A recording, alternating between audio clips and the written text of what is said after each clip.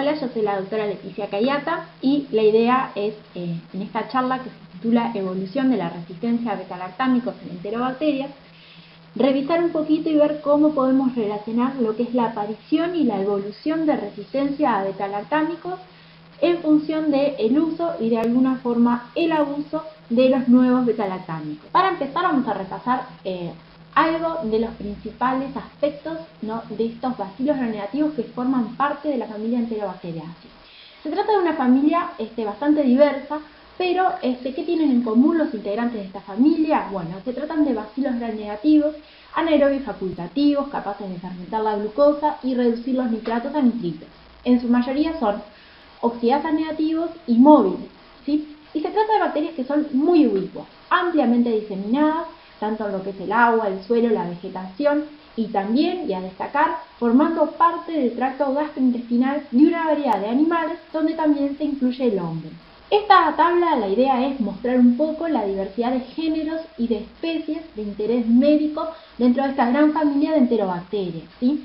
Nosotros vamos a profundizar un poquito más en algunos aspectos de Escherichia coli y de Klebsiella pneumoniae, por ser uno de los integrantes más destacados en lo que es la patología clínica. De las infecciones por enterobacterias, vamos a ver que en realidad son frecuentes en el hombre.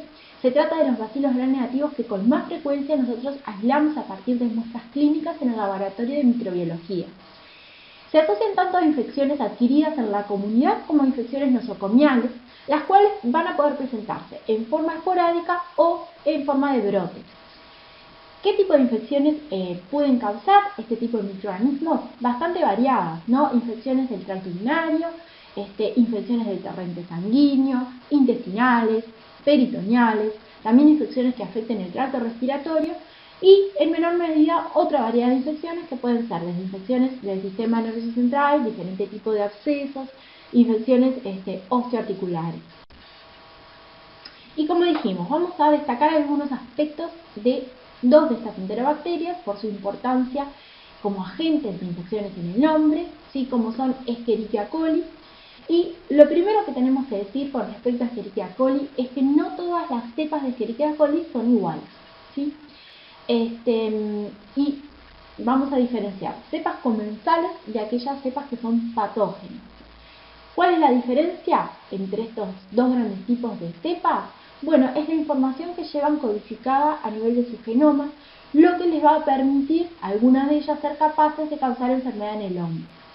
Las cepas que son comensales van a representar los principales integrantes dentro de la microbiota intestinal anaerobio facultativa en el hombre y típicamente no van a ser capaces de generar enfermedad en el hombre, enfermedad intestinal, ¿sí?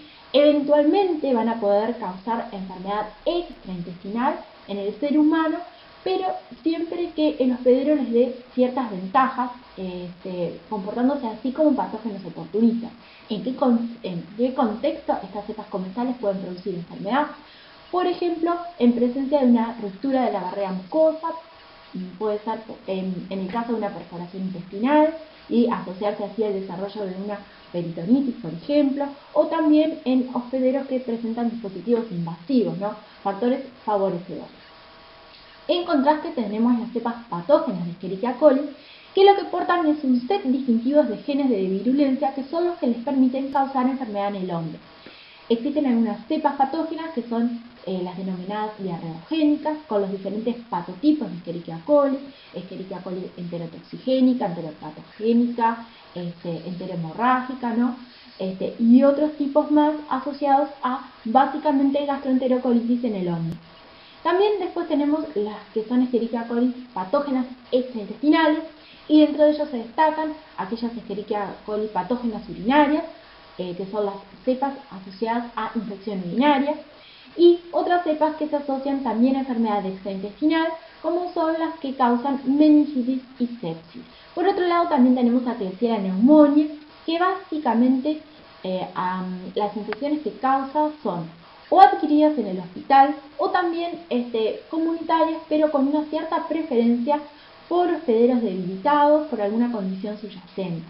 ¿Qué espectro de infecciones puede causar Klebsiella pneumoniae?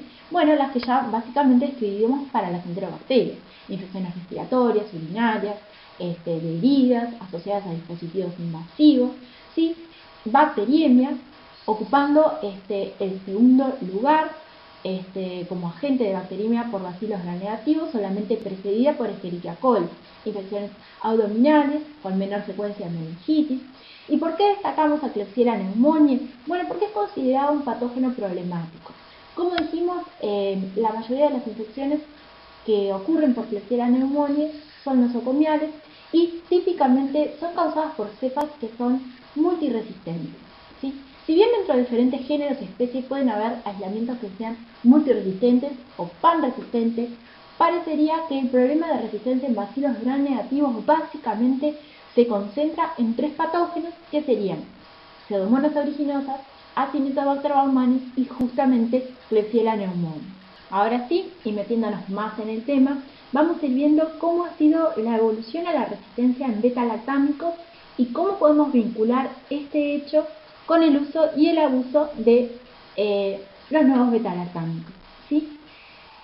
Esta emergencia de resistencia lo que nos pone de manifiesto es la gran capacidad que tienen las bacterias para rápidamente lograr adaptarse a la introducción de los nuevos antibióticos mediante el desarrollo de nuevos mecanismos de resistencia, lo que va a explicar por qué es que la resistencia aparece tan tempranamente luego que se incorpora un nuevo antibiótico en la práctica médica.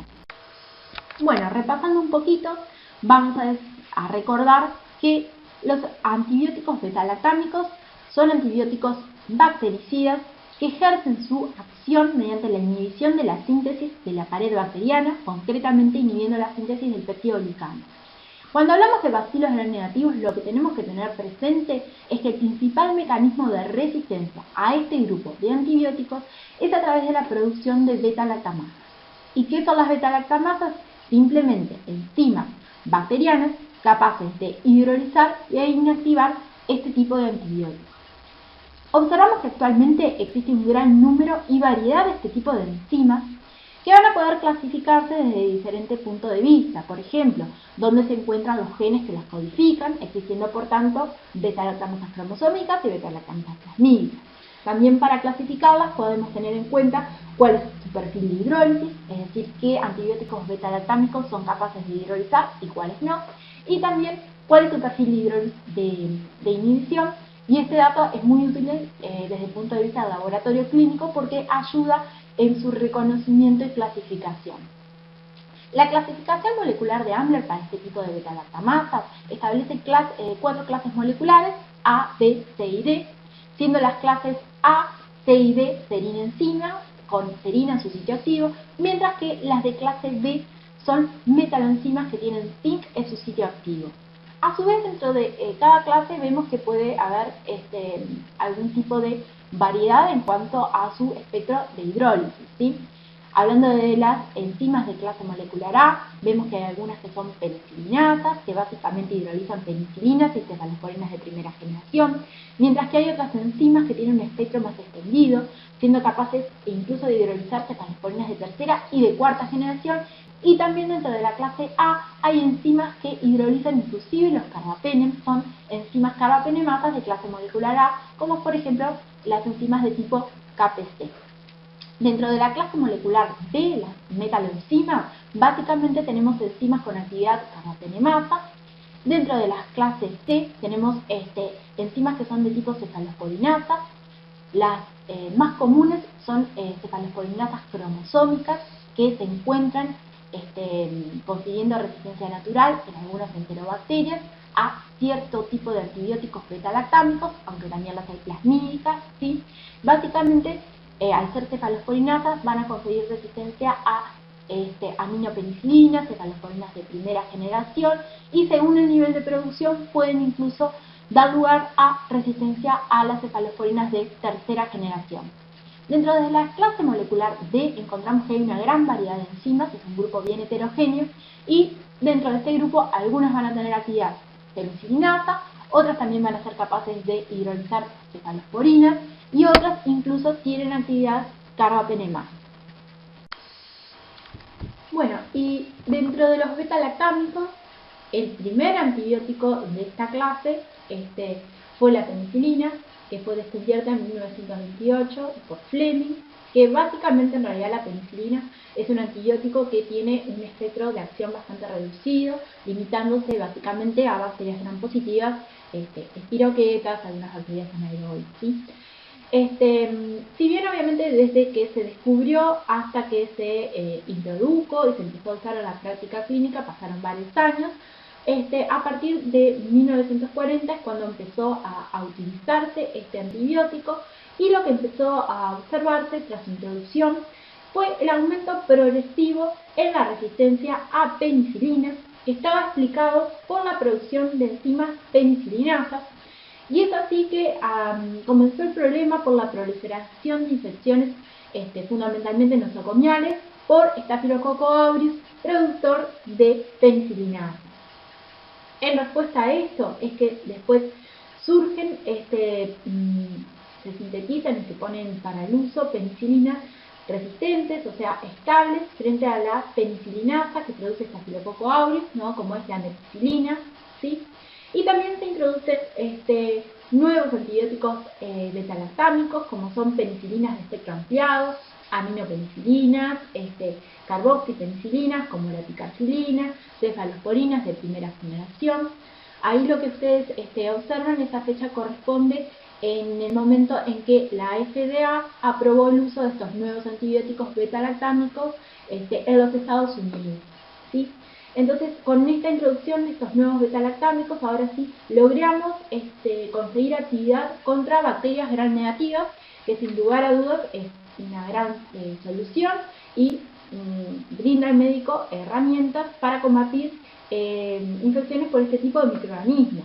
Pero obviamente, luego de su introducción, lo que comienza a observarse es que empiezan a reconocerse aislamientos resistentes a estos nuevos antibióticos, que fundamentalmente se debía a la producción de beta-lactamasas, y los bacilos gram negativos entonces comienzan a constituir un desafío terapéutico importante, ¿sí? Se empieza a observar que especies de enterobacterias que eran naturalmente sensibles a algunos de estos antibióticos, como puede ser el caso de Escherichia coli y la ampicilina, empiezan a en realidad volverse resistentes, y eso se relacionaba con la adquisición a través del plásmido de cierto tipo de enzimas beta-lactamasas. Comienzan a describirse así este tipo de beta-lactamasas, que se denominan bleas o beta-lactamasas de espectro ampliado, que las enzimas más clásicas son como las de tipo TEM1, SHB1, y qué perfil de resistencia confieren. Típicamente su presencia se asocia a altos niveles de resistencia a ampicilina, y también pueden asociarse, según su nivel de producción, a resistencia a cefalosporinas de primera generación. Este tipo de enzimas, por ser plasmídicas, tuvieron una gran diseminación horizontal entre Escherichia coli y también otros géneros y especies dentro de las enterobacterias, todo a lo largo de la década de los 60 y de los 70, y es así que en la década de los 70 los bacilos gram negativos emergen como los patógenos nosocomiales predominantes. Entonces, como forma de contrarrestar esta situación, es que se van introduciendo sucesivamente nuevos antibióticos beta-lactámicos que se van diseñando para que puedan ser estables frente a este tipo de enzimas beta-lactamasas que se venían reconociendo, y surgen así, como podemos observar ahí, en un breve periodo de tiempo, una gran cantidad de antibióticos beta-lactámicos que se ponen para el uso a nivel de lo que es la práctica. Entonces, como observamos, lo que pasó fue que en poco tiempo las bacterias, tanto las patógenas como las comensales, se vieron expuestas frente a una nueva variedad de antibióticos beta-lactámicos. Esto las obligó a desarrollar nuevas estrategias como forma de adaptarse frente a esta presión de selección que se ejerció con todos estos nuevos antibióticos beta-lactámicos. Entonces, por ejemplo, si bien inicialmente las cefalosporinas de tercera generación eran universalmente activas contra las enterobacterias, comenzó a observarse la aparición de aislamientos que eran resistentes frente a los mismos. por una variedad de mecanismos que pueden ser, por ejemplo, la hiperproducción de enzimas cromosómicas. Como ya habíamos mencionado, algunas de las beta-lactamasas son cromosómicas, las podemos encontrar normalmente en el cromosoma de algunas enterobacterias, explicando su perfil de resistencia natural a los beta-lactámicos. El tema es que si ocurren, por ejemplo, mutaciones que llevan a que haya una mayor producción de enzimas, pueden aparecer nuevas resistencias a antibióticos frente a los cuales la bacteria era inicialmente sensible. Dos ejemplos, Klebsiella pneumoniae y Oxytoca, naturalmente poseen una penicillinasa cromosómica de clase molecular A, que en condiciones normales de expresión básicamente explica la resistencia natural a aminopenicilinas. En el caso de mutaciones en el promotor, lo que puede observarse en Klebsiella oxytoca, por ejemplo, es que también aparece resistencia a cefuraxime y a cefotaxime. Algo similar ocurre en Enterobacter cloacae, que tiene a nivel de su cromosoma un gen para una cefalosporinasa, que en niveles basales de expresión explica la resistencia natural en esta especie a aminopenicilinas, a combinación con inhibidores, a cefalosporinas de primera generación. Pero en casos de que aumente mucho la producción de la enzima, un fenómeno que nosotros denominamos desrepresión, también va a aparecer resistencia a cefalosporinas de tercera generación y monobactámicos.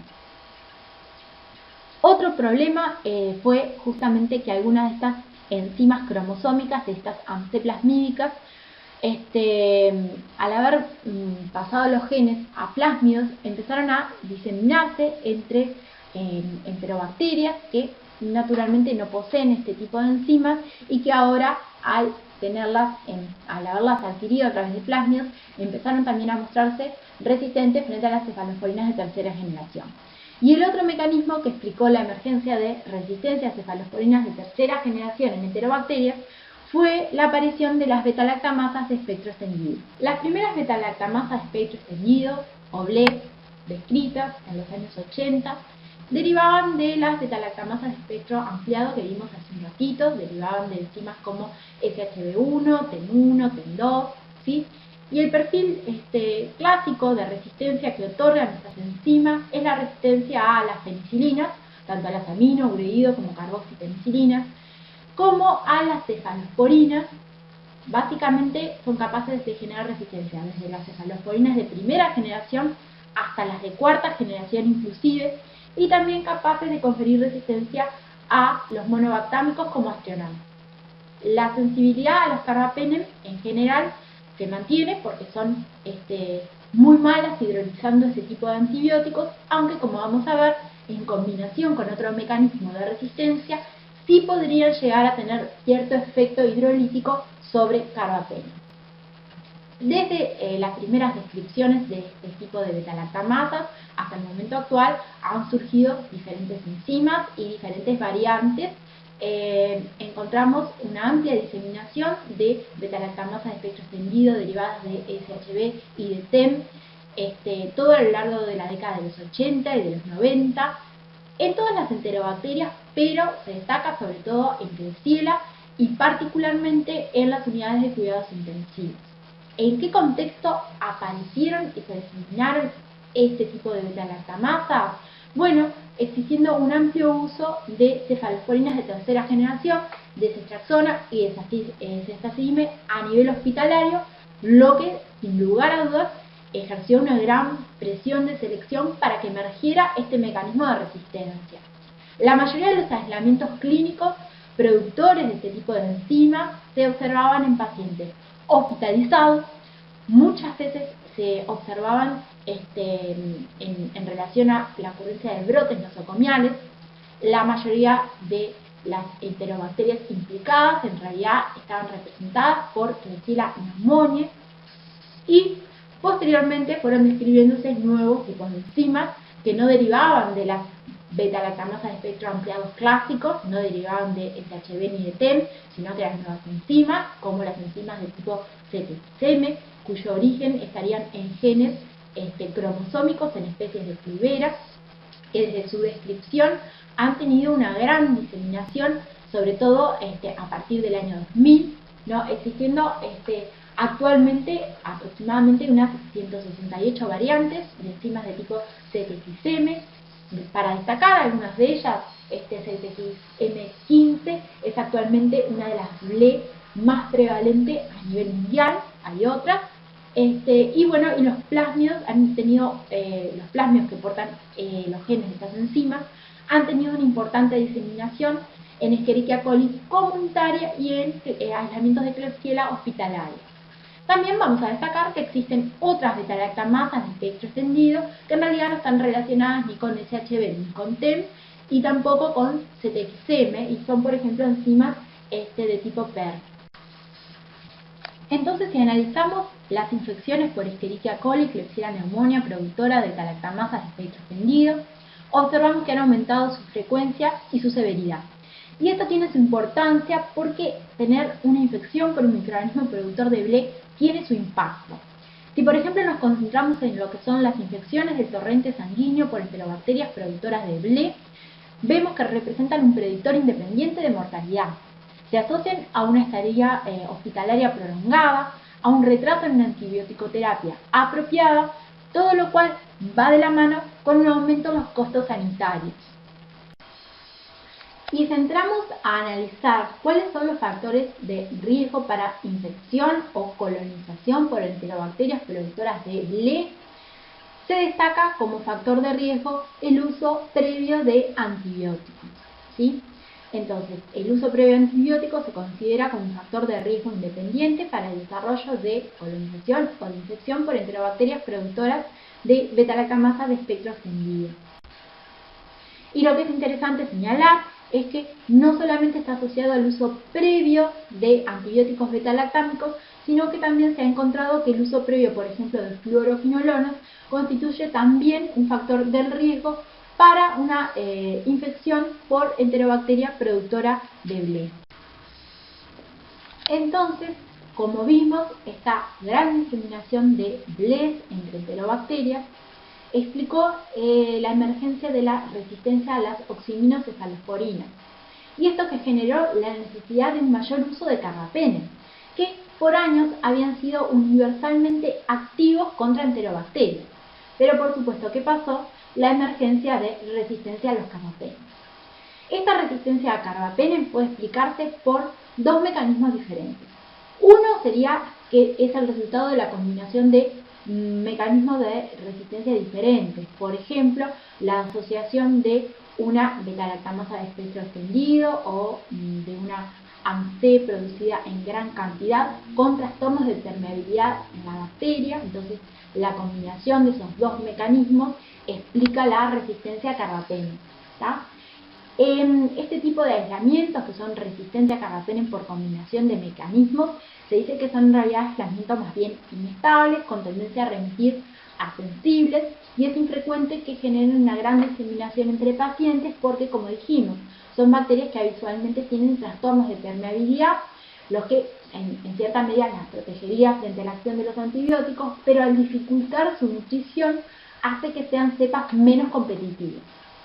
El mecanismo que realmente a nosotros nos preocupa, la resistencia a carbapenem, es a través de la producción de enzimas carbapenemasas. Las mismas van a poder ser de dos tipos, o cromosómicas o plasmídicas. Nuevamente, las cromosómicas son las que menos nos preocupan, sino que nuestro interés fundamental es en aquellas enzimas de tipo plasmídicas, porque obviamente van a tener una gran capacidad para diseminarse en forma horizontal, lo que sin lugar a dudas es un gran problema. Dentro de las carbapenemasas plasmídicas vamos a ver que hay algunas que son de clase molecular A de Ambler, que son enzimas de tipo KPC, pero también hay carbapenemasas de clase molecular B de Ambler, las metalocarbapenemasas, y también de clase molecular D, que son de tipo oxacilinasas. O sea que nuevamente vemos que dentro de las carbapenemasas encontramos una variedad bastante importante de enzimas. Y entonces, ¿qué problema representan las enterobacterias productoras de carbapenemasas? Bueno, representan sin lugar a dudas un problema desde el punto de vista terapéutico, ya que por el entorno genético donde suelen indicarse los genes que codifican para estas enzimas, es muy frecuente que los aislamientos también carguen genes que codifican resistencia para otras familias de antibióticos, lo que explica que tengan un perfil de multiresistencia o de panresistencia, con muy pocas opciones terapéuticas disponibles para el tratamiento de este tipo de infecciones. Ya habíamos dicho también que nos preocupan por su gran capacidad para diseminarse, lo que se pone de manifiesto por cada vez un mayor reporte de casos de infecciones por enterobacterias productoras de carbapenemasas, tanto un mayor número de casos esporádicos como también de brotes en los diferentes continentes, ¿no? Con una gran cantidad de artículos en la literatura que justamente hacen mención a estos grandes problemas. Y nuevamente, si tratamos de ver cuáles pueden ser los factores de riesgo para infección o colonización por enterobacterias productoras de carbapenemasas, que encontramos nuevamente, se destaca el uso previo de antibióticos como factor de riesgo para el desarrollo de colonización o infección por este tipo de microorganismos. ¿Qué antibióticos? Obviamente pueden ser carbapenem, pero como bien lo señala la literatura, no solamente se limita a los carbapenem, sino que pueden ser otro tipo de antibióticos beta-lactámicos. Estos son trabajos que básicamente hay. Y ya llegando al final de la charla, ¿qué conclusiones podemos sacar de todo esto? Bueno, es que la emergencia de bacilos gram negativos resistentes lo que nos está demostrando es la capacidad de estos patógenos clínicos para responder a la presión de selección generada por los nuevos beta-lactámicos. Esta gran capacidad de adaptación se debe al rápido desarrollo que tienen de mecanismos de resistencia, que a su vez lo interesante es que son capaces de interaccionar entre sí. Y estos mecanismos que mencionamos fueron el aumento en la producción de beta-lactamasas, algunas de las cuales son cromosómicas y están ahí en forma natural, pero al aumentar su producción amplían el perfil hidrolítico de estas enzimas. También otro mecanismo implicado es la modificación de la permeabilidad de la membrana externa, volviéndose más impermeable y dificultando la entrada del antibiótico a la célula bacteriana. También las mutaciones en genes de beta-lactamasas clásicas, que lo que logran es ampliar el perfil hidrolítico de estas enzimas, y obviamente el reclutamiento de nuevos genes de beta-lactamasas, como es la aparición de estas enzimas carbapenemasas.